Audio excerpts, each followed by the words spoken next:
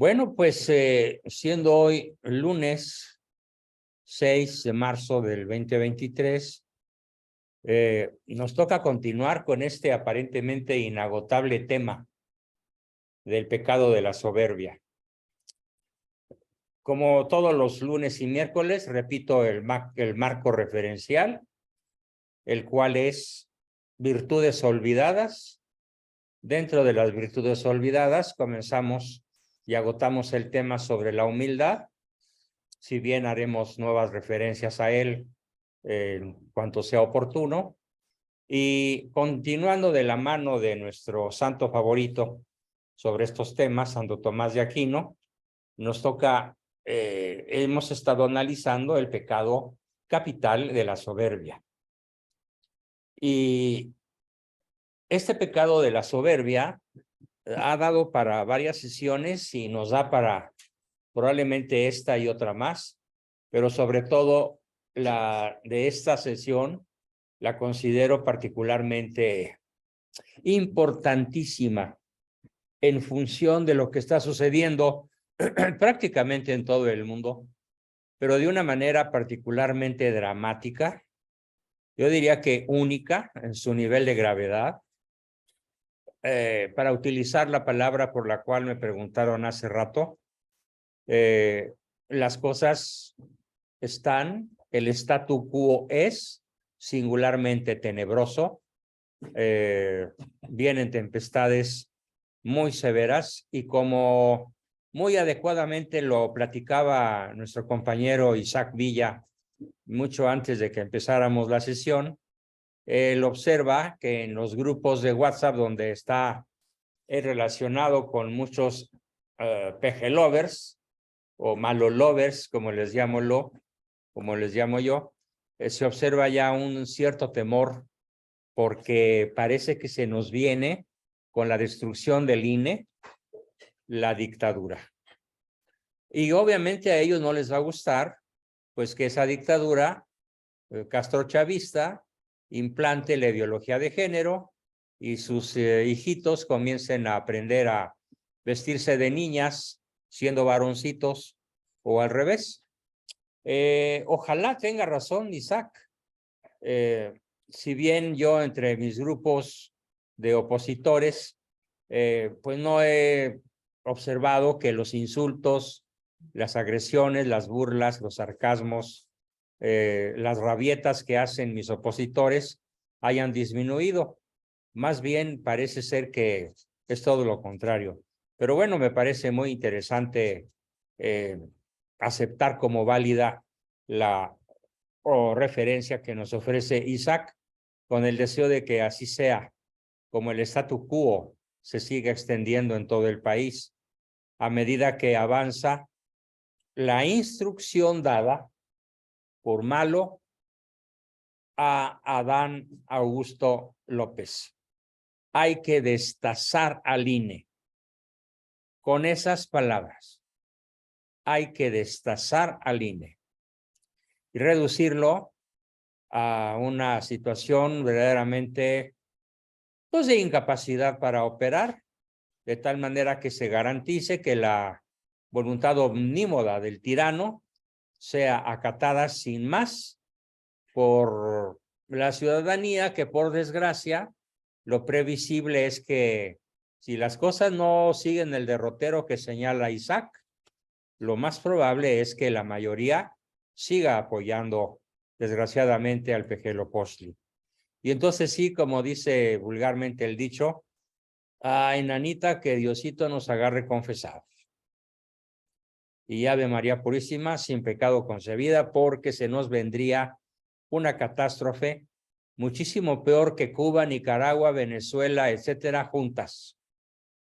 ¿Por qué? Porque para empezar, la población de México es mayor que la de todos esos estados juntos y además pues somos vecinos del país más poderoso de la tierra y quién sabe qué suceda cuando este país vea amenazada su supervivencia por tener en el vecino del sur, y lo voy a decir con las palabras del tema de hoy, en donde la soberbia del mundo posmoderno es lo que campea, es el statu quo, un estatus de soberbia luciferina como nunca en nuestra historia se había podido contemplar. Así que hoy tenemos dentro del tema de la soberbia como opuesta a la virtud de la humildad, tenemos el subtema o el subtema de la soberbia en el mundo posmoderno. Porque no es lo mismo hablar de la soberbia en la época del Renacimiento o en la época de la Revolución Francesa o en la época de la Revolución antimexicana. Hay diferencias muy agudas, diferencias muy profundas y las habremos de señalar claramente en esa sesión. Y bueno, como ya nos lo ha dicho el doctor Angélico, que es una de las más aventuradas y más adecuadas formas de referirnos a Santo Tomás, el doctor Angélico, el pecado de la soberbia se volvió pecado de raza humana, por la obvia solidaridad de todos los hombres con su principio genético, Adán y Eva. El primero de todos los pecados en el orden de influencia histórica se encuentra pues así, en el primero también en el orden del tiempo. Pero hay aún más, dice San Agustín, que aquel, ojo, fíjense qué expresión tan terrífica. Dice San Agustín que aquel apetito desmedido de excelencia, que se apoderó del ángel caído y del primer hombre, sigue operando a lo largo de la historia, tanto en los individuos como en los pueblos más poderosos del planeta, que imponen su criterio a los pueblos más débiles. Recordemos que para San Agustín la historia resulta un gran conflicto, llamémosle así, una gran pelea, una gran batalla entre dos ciudades, así las llama San Agustín, la ciudad de Dios fundada en la humildad del hombre. Repito, la ciudad de Dios fundada por hombres humildes, en la humildad del hombre, por su sometimiento, su adoración y su obediencia al Señor de la historia. Y por otro lado, en el grado más alejado posible, de manera equidistante, encontramos la soberbia, la ciudad del mundo se llama. La ciudad del mundo radicada en la soberbia del hombre autodivinizado. Autodivinizado. Ahí te hablan, bulto del palacio, porque estamos en presencia de un hombre autodivinizado, ya que el único que escucha, al único sujeto que escucha a Manuel Andrés López Obrador es a Andrés Manuel López Obrador. No escucha a nadie más que a sí mismo. Por eso hablo del hombre autodivinizado, que ya se volvió un azote social. Por eso hablamos hoy de la soberbia en el mundo posmoderno, y particularmente en el mundo posmoderno que hoy sufrimos en México. Este tema en detalle sería muy largo de tratar, pero voy a procurar concentrarme en las principales ideas. Por cierto, esta idea de las dos ciudades no es exclusiva de San Agustín. También se encuentran en otros padres de la Iglesia, como un famoso santo llamado San Atanasio, en cuyos libros se lee repetidamente esta frase: el orgullo le hace soberbia, el orgullo está en el demonio, la humildad está en Cristo, porque Cristo es el Dios de los humildes. Ah, caray, ¿esto qué significa? Pues que los soberbios no quieren adorar a Cristo. El hecho de que San Gregorio Magno diga que, igual que San Atanasio, que Cristo es el Dios de los humildes, implica que para reconocer a Cristo como todo lo que es, con su persona humana, con su naturaleza humana y su naturaleza divina, pues se requieren dosis masivas de humildad. Porque muchas de las cosas que Él nos pide, evidentemente, no le van a gustar para nada al mundo, y muchísimo menos al mundo contemporáneo, al mundo posmoderno. San Gregorio Magno, por su parte, sostiene que la humildad es un signo de elección, pero como la humildad no es algo impuesto por Dios en el alma humana, sino que es una invitación hecha por un caballero que respeta nuestra decisión, entonces la señal distintiva de aquellos que militamos bajo el Rey de la humildad es Cristo. Es la adoración a Cristo. ¿Y cuál es el signo principal de los que militamos bajo el Rey de la humildad? Justamente todo lo contrario de la soberbia. El mismo tema reaparecerá en la Edad Media, porque tanto San Agustín como San Atanasio son anteriores a la Edad Media, y luego reaparece en un santo propio del Renacimiento, santo patrono de la escuela donde yo estudié, a mucha honra, el Instituto Patria de Jesuitas, en la época en que los jesuitas no habían sido ganados, no habían sido domeñados por el espíritu mundano de la soberbia, San Ignacio de Loyola. Y San Ignacio de Loyola no habla de dos ciudades, sino que le cambia un poquito el giro idiomático a la cuestión y nos platica de la meditación en las dos banderas, la bandera de Lucifer y la bandera de Cristo. Una roja, más bien rojinegra, como es la bandera comunista, y la otra blanca. Pues bien, si miramos a lo que acontece en nuestro tiempo, advertimos con claridad la influencia de lo que la Escritura, la Sagrada Escritura, llama el espíritu del mundo, el espíritu mundano.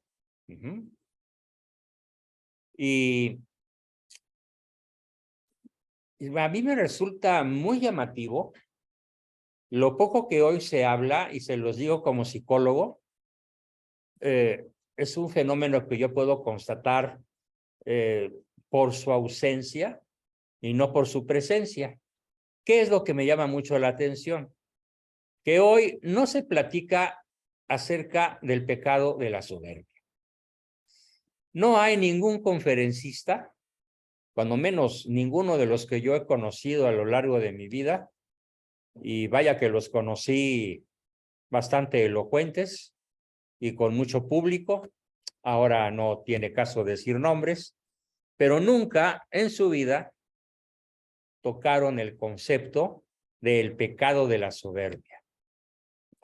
Podían hablar de otra forma, un tanto velada, con un lenguaje melifluo, es decir, muy edulcorado, muy suavecito, pero ninguno de ellos, a lo largo de décadas, ya hablo más de 6 décadas, bueno, y si incluyo a mis maestros de la facultad y a mis maestros de la prepa y a mis maestros de la secundaria, solamente puedo decir que el último año de mi vida que yo escuché hablar abiertamente sobre el pecado de la soberbia fue a mi maestro don Salvador Oropesa Carrión, uno de los personajes que más ha influido en mi vida.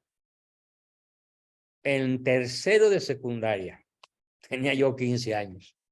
Fue la última vez que a un gran orador, a un gran maestro, lo escuché hacer una crítica feroz contra el pecado de la soberbia.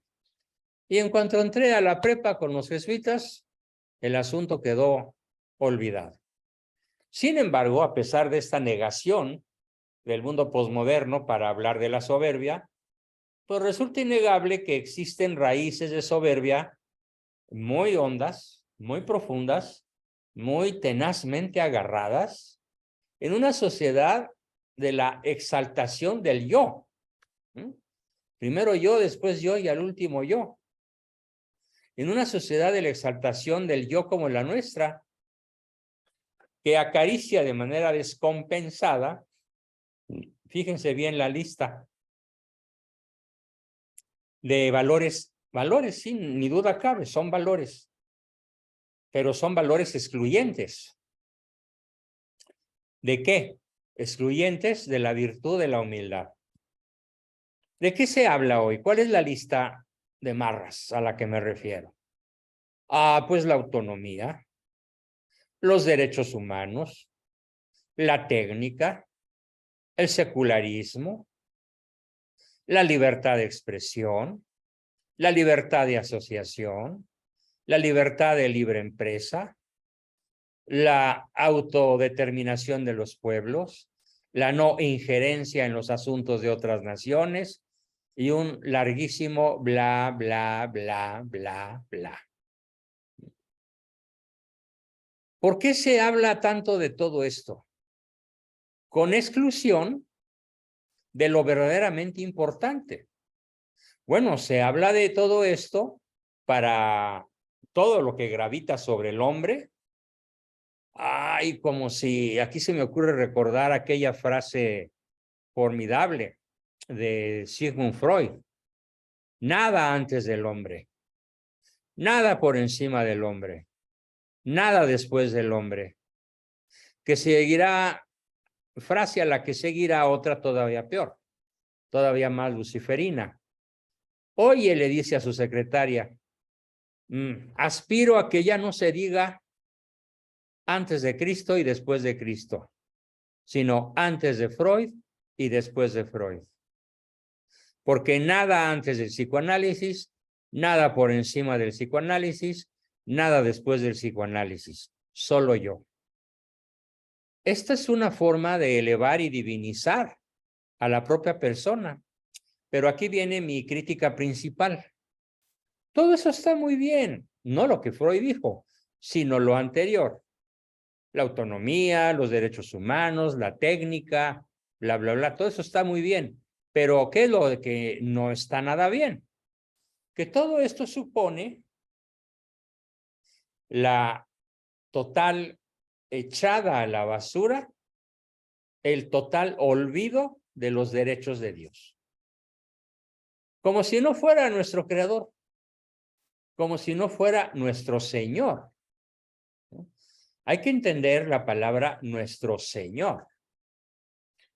Y probablemente si hacemos un llamado al sentido en el cual en el medioevo se referían los campesinos a nuestro Señor, hablando en términos no religiosos, se referían a aquel señor feudal que tenía sobre ellos derecho de horca y cuchillo.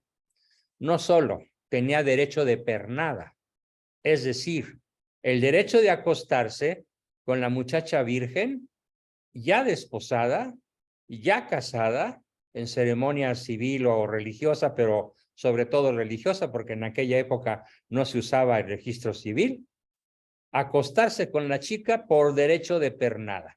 Ese era el Señor. Entonces, cuando decimos nuestro Señor, nos referimos al autor y dador y mantenedor de nuestra propia vida. No solo en el plano de la salud, sino en el plano primordial, que es el plano óntico, en el plano ontológico, puesto que Él nos dio el ser, prestadito. No nos lo dio en propiedad.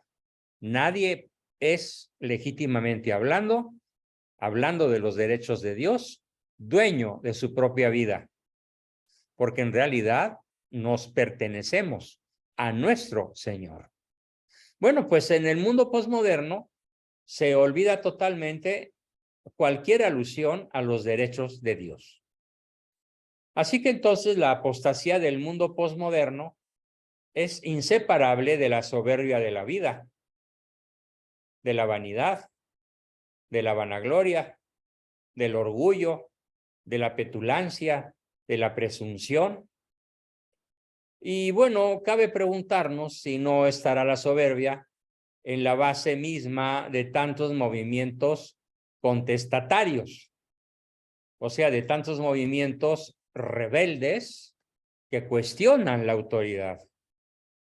Cuestionan la autoridad dentro de la iglesia, cuestionan la autoridad legítima dentro de los estados, cuestionan la autoridad en el hogar, sobre todo, cuestionan la autoridad en la línea de mano de una organización y se lanzan contra la ley. Y ojo, más que contra la ley positiva o ley escrita, sobre todo se lanzan contra la ética natural. Por ejemplo, contra aquellas cuestiones que San Juan Pablo II definió como los principios no negociables. El derecho a la vida del nonato, el varón y mujer nos creó, y el derecho a la libertad de creencias y en todos los sentidos que se pueda manejar legítimamente la palabra libertad. Ahora se cuestiona todo y se busca cambiar todo eso por una, atención, moral subjetiva. No digo ética subjetiva porque sería algo así como un círculo cuadrado. La moral puede ser subjetiva. La ética de suyo no puede ser subjetiva. La ética de suyo es objetiva, es unívoca, es inequívoca, es universal, inmodificable e indiscutible. Pero en la moral subjetiva, todo reluce, en todo orden reluce la búsqueda de la emancipación del hombre respecto de la obediencia primordial a nuestro Señor, para redondear así la tesis que estoy exponiendo. Y aquí viene un comentario. El deseo desordenado de saber, que está en estrecha relación con esa actitud de soberbia, no es que sea malo el deseo de saber, sino que como todo deseo, a ver, yo deseo comer, pero el deseo desordenado de comer, pues se traduce en trastornos alimenticios que incluso me puede costar la vida. Existe el deseo sexual, pero el deseo desordenado de la sexualidad me conduce a comportamientos absurdos y contra natura, etcétera. Cualquier deseo, si se contiene dentro de los límites de la recta razón, es legítimo. Pero aquí a lo que me estoy refiriendo es al deseo desordenado de saber, para exaltarse a sí mismo como lo que quisieron exaltarse nuestros primeros padres, particularmente Eva, como dueña y señora de los secretos del árbol de la ciencia del bien y del mal. Y esto es justamente la relación más profunda de esa actitud con la soberbia. Y bueno, se hace comprensible a la luz de aquel pecado original, en donde el árbol de la ciencia del bien y del mal le es ofrecido en propiedad por el demonio a Eva, rompiendo toda posibilidad de que pudiera ser desobedecida su invitación, dado que supo llegarle a la señora madre de los hombres, al ego, para que ella dijera, sí, acepto tu propuesta, quiero ser Dios. Y entonces ese deseo de sabiduría, ese deseo desorbitado, desordenado de conocimiento, pues se llama pecado original. El demonio pues le promete a Eva, y Adán ahí va para no perderla a ella, comete el pecado de lujuria, le promete algo privativo de la divinidad, algo privativo, algo exclusivo de la divinidad. La engaña y le hace caer. Y como lo hemos ya señalado en sesiones anteriores, pues Adán tenía que participar, porque ¿cómo iba a perder a Eva? Él entonces prefirió la criatura que a su creador. Es exactamente lo mismo que ahora hace una mayoría, qué feo se va a oír, pero así es, de chairos. Una tropelía, un tropel, una chusma, una horda de personas que creen saber, pero no saben. Y que se dirigen a nosotros, las personas bien nacidas que sabemos realmente en manos de quién estamos, con las peores expresiones posibles. Circula por ahí en la red una lista, de las cuales, lista de cuyo contenido me acuerdo parcialmente. ¿De qué nos acusan? Pero cuando estaba el PRIAN no te quejaste. Pero cuando estuvo Calderón no dijiste nada. Pero cuando Peña Nieto estaba en la presidencia no lo acusaste de nada. Eres un chayotero. Eres un prianista.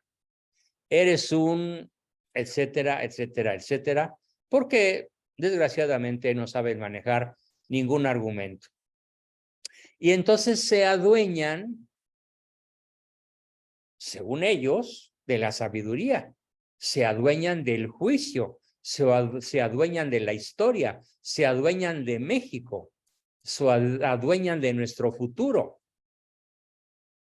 Y entonces así es como vamos a caer en cualquier momento. El statu quo hacia allá va, en una muchísimo peor caquistocracia y en una muchísimo peor oclocracia de la que ya tenemos. El gobierno de la chusma y dentro de la chusma el gobierno de los peores.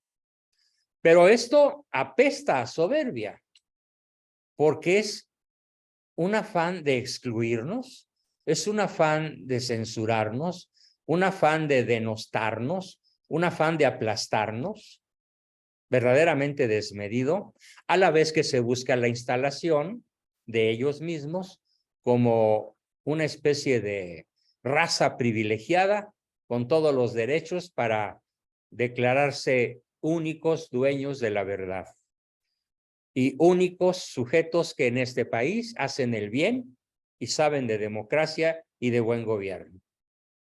Yo creo que nunca en la historia de México habíamos llegado a un nivel tan patético de soberbia por un lado y de degradación moral por el otro. También el demonio espolió a Adán, por supuesto, para que participe de manera indebida y culpable en aquel deseo desbordado, desorbitado de conocimiento, de sabiduría, porque el deseo de saber de Eva y de Adán fue un deseo desordenado, no fue un deseo obediencial. Me acuerdo mucho de esta palabra que decía mi maestro de ética en la prepa. Y este deseo desordenado de saber, no obediencial, oculta la más terrible soberbia, ya que el hombre, en vez de orientarse a la contemplación de Dios, y aquí está el punto de quiebre de esta sesión, se aboca a incrementar el deseo de su propia excelencia de la manera más desorbitada posible. Repito, vivimos en un mundo en donde el hombre, en vez de orientarse a la contemplación y la adoración de nuestro Señor, se aboca a incrementar su desordenado y desorbitado afán de excelencia. Repite el pecado original la sociedad actual.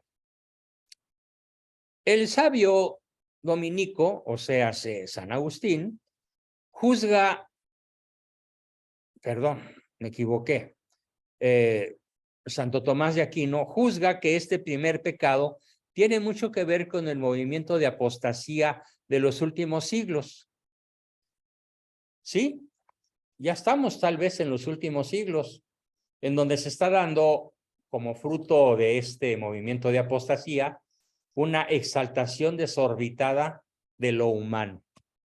Incluso recordemos aquella formidable película que les recomiendo, si mal no recuerdo, con Al Pacino, El abogado del diablo, sí, en donde el mismo demonio, claro, en forma humana, un formidable diablo, tremendamente elocuente, seductor, inteligente, astuto, sobre todo seductor, dice, alzando los brazos con un ademán de fraternidad, es que yo soy un gran humanista. Claro, pero es un humanista ateo. Es un humanista como el de hoy. Es un humanista que rechaza toda sumisión, toda adoración, toda obediencia a Dios. Y esto es un mal social, es un azote social. Y yo veo en este azote social o en este pecado social, recordemos nuestro tema, como lo dije al principio, la soberbia en el mundo posmoderno es el origen, pues, de todos los azotes que estamos viendo.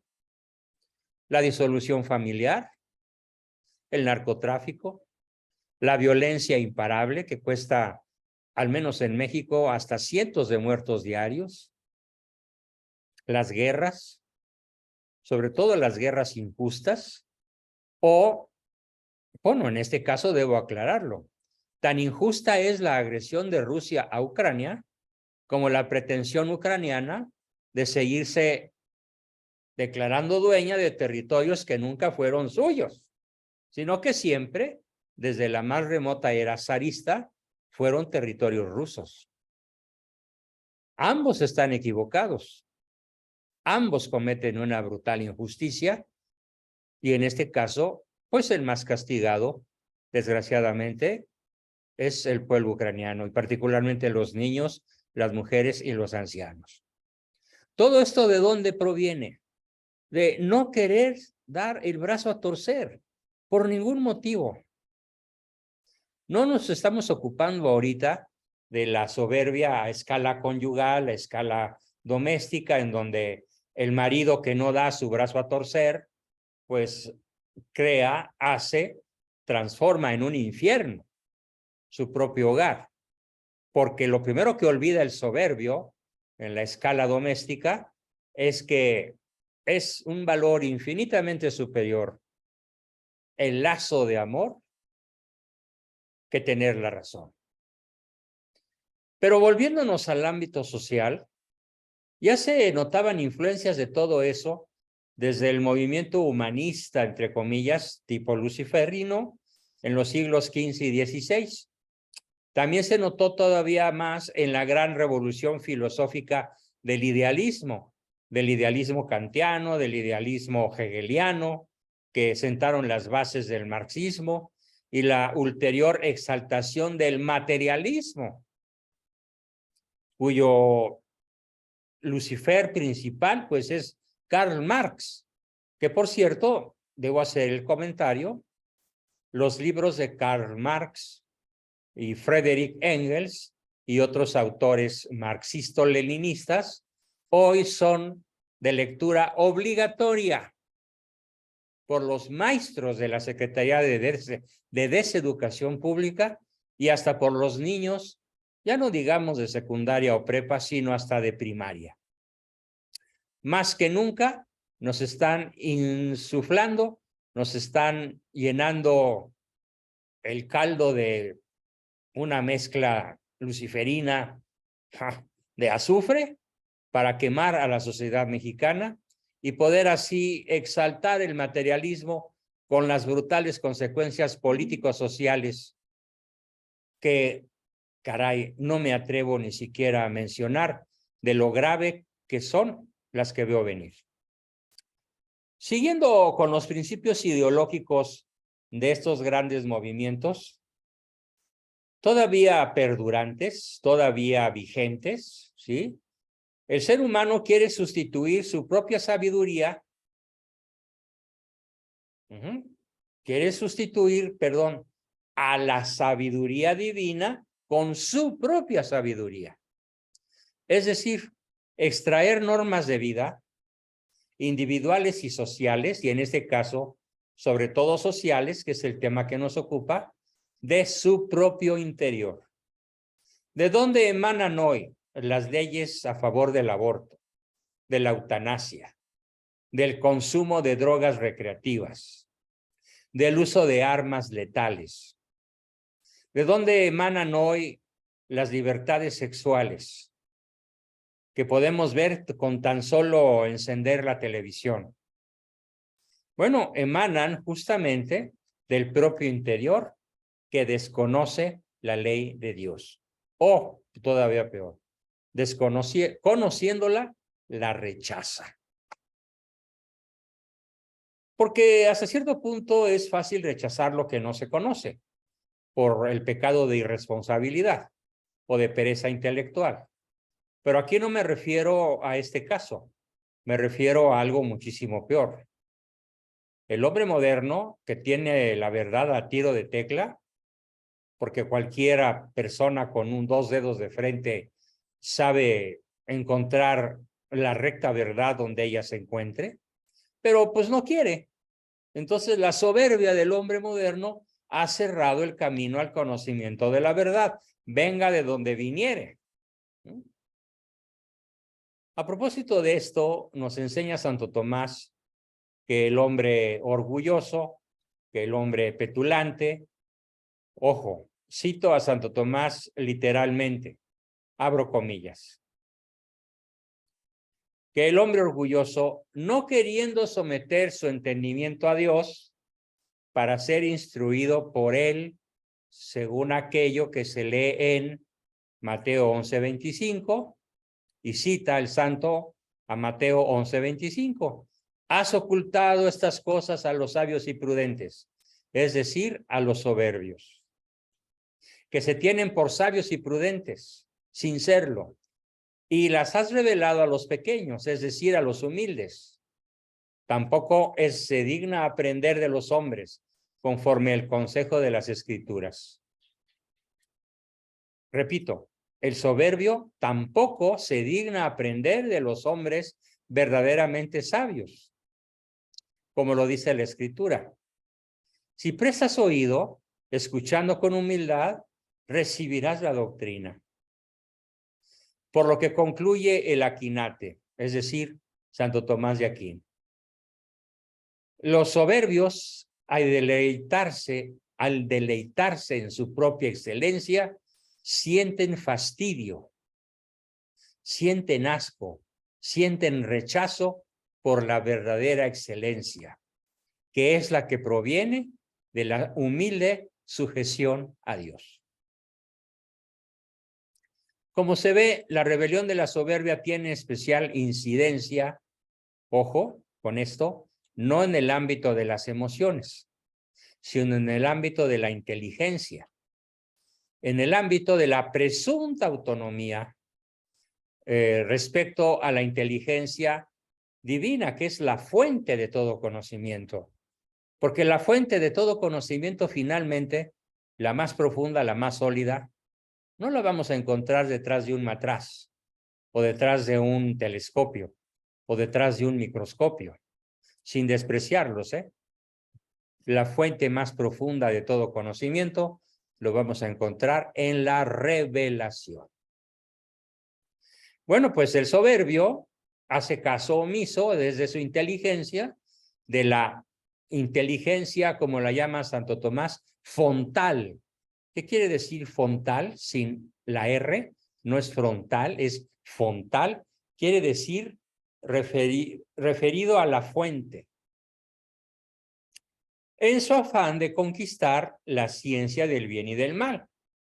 Es decir, de lograr su autodeterminación para señalar lo que es bueno y lo que es malo, como hoy lo hace en México la 4T, y sin excepción, todos sus corifeos, todos sus seguidores, todos sus discípulos, sobre todo aquellos que ostentan algún grado de doctor, en lo que sea.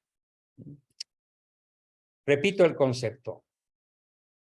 Al negar la inteligencia fontal de Dios, al negar la verdadera ciencia del bien y del mal, entonces establece su propia autodeterminación para señalar lo que es bueno y lo que es malo. Y esto hace pocos años, en realidad, hablando de la historia de la Iglesia, son pocos años, nos lo señaló San Juan Pablo II en su famosa encíclica Splendor Veritatis o Veritatis Splendor, el esplendor de la verdad. Pero dicha rebelión no se limita al orden intelectual, digo yo. Es mi aportación en este caso a esta materia. Porque yo concluyo mi análisis de la siguiente forma. ¿Por qué no es solamente un pecado de la inteligencia? Porque busca afanosamente el progreso y el bienestar físico, el progreso y el bienestar económico, el progreso y el bienestar en la salud, en el poder, en la fama, en los honores, en los placeres. Y entonces aquí vemos que emocionalmente, ya no intelectualmente, existe una estrechísima relación entre el interés desmesurado por los bienes terrenos, por los bienes terrenales, por los bienes materiales y la propia exaltación perseguida por el soberbio. Repito este concepto que no tiene desperdicio. Existe pues una estrechísima relación entre el interés desmesurado por la adquisición de los bienes terrenales y la propia exaltación perseguida por el soberbio. Bien, así la persona anhela acumular bienes temporales para exaltarse a sí mismo. Mira la casa que tengo yo y tú tienes una choza en comparación a la mía. Mira, me compré este auto último modelo. Y el soberbio contesta, sí, pero yo ya tengo el modelo posterior a junio. Ya tengo el siguiente, ya tengo el 2023 y medio. Y tú te quedaste con el 23. Algo así como, mi enfermedad es mejor que la tuya. Juegazo psicológico, ¿no? En donde siempre, aunque sea en los males, mi enfermedad, mi mal, mi tragedia, mi desgracia, es más grande y es mejor que la tuya. Lo tuyo es un sainete, lo tuyo es una comedia, lo mío es un drama. Tu vida es aburrida, la mía es una pasión. Honra y dinero van juntos. Y esto no es una cita de Santo Tomás, tampoco mía, ni de San Agustín, ni de San Buenaventura.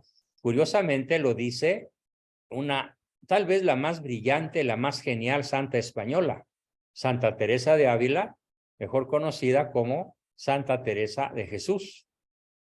Y comenta Santa Teresa, el hombre de nuestro tiempo está lanzado a la carrera de las riquezas, de la opulencia, de la ostentación, con tremendas pérdidas en el hombre, en el orden del espíritu.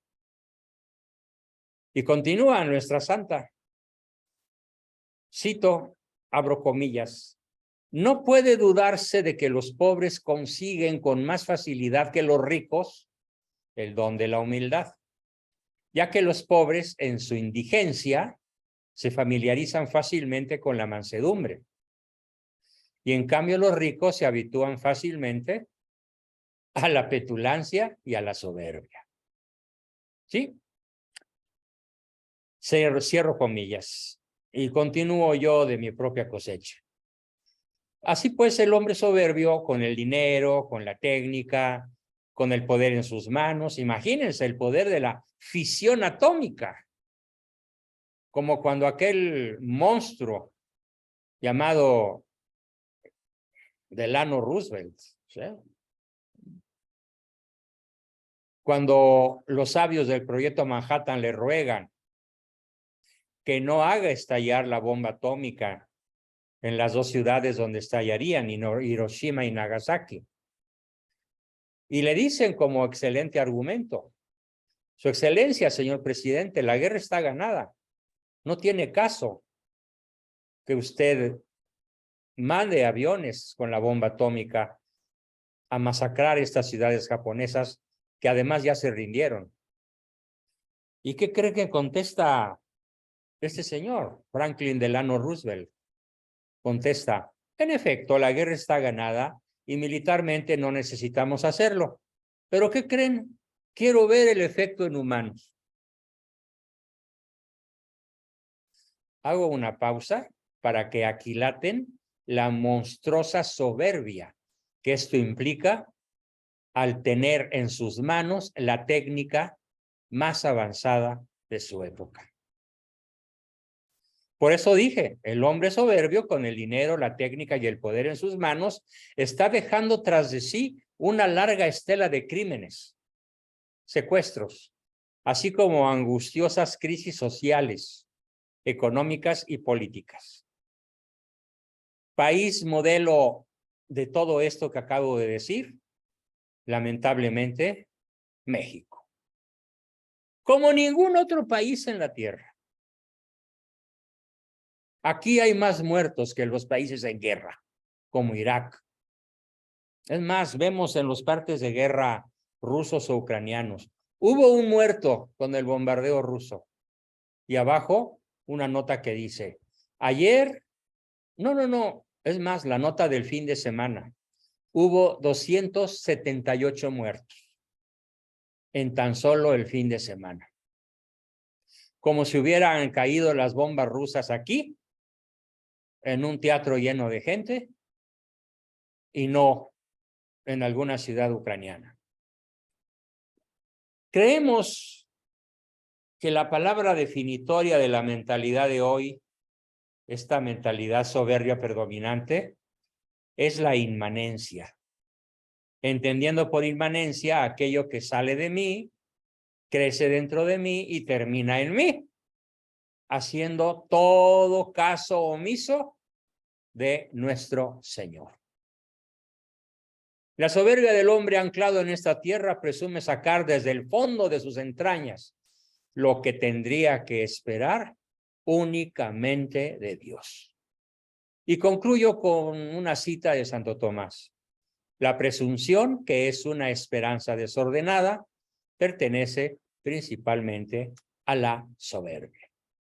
Bien, pues con eso terminamos nuestra exposición del día de hoy, para dar pie, como siempre, a sus comentarios, aportaciones, dudas, preguntas y demás. Soy todo oídos.